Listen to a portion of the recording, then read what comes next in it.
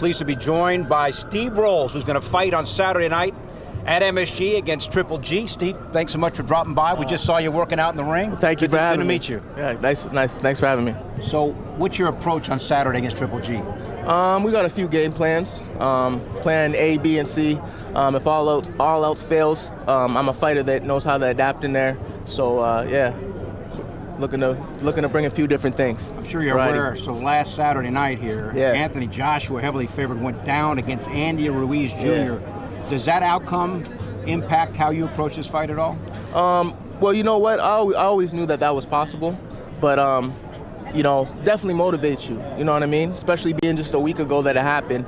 And I think most importantly, it gets the fans. They're much more intrigued about what's going to happen in this fight. Seeing that last fight was such a massive upset, I think it gets the fans a lot more interested in this one. But as the underdog, does that affect your outlook coming into the bout? No, I've always had the same outlook. I've trained extremely hard. I've worked extremely hard to get to this point. I've always said, since the fight was made, I'm coming to win this fight. When you see something like that, another underdog, it just motivates you even more. Now you're 19-0, still fighting at the age of 35. Yeah. What's your motivation at this point in your career? You know what? I actually started boxing a little bit later. I have low mileage on me, and I feel I'm in my prime now, so I don't feel that my age is going to be a factor.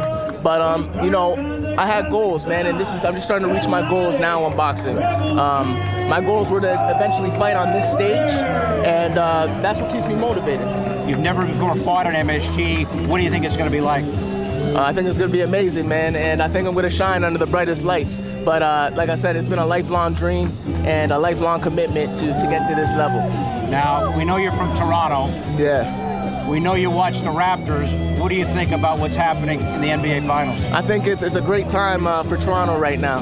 And with Raptors in the finals, and with me with this massive fight and this massive opportunity, I think it's a really good time for Canada and Toronto in general as a whole. Now, growing up in Canada, you become a boxer. Were you ever thinking about maybe hockey or the NBA potentially? You know what? There was one time where I thought about basketball, going down a basketball path.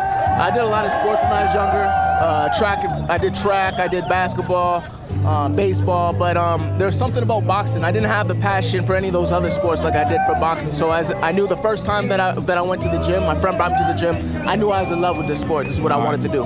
Steve, a pleasure to meet you. Thank you, man. Best of luck on Saturday. Thank you. I want to remind everyone that seats are still available for Saturday's bout.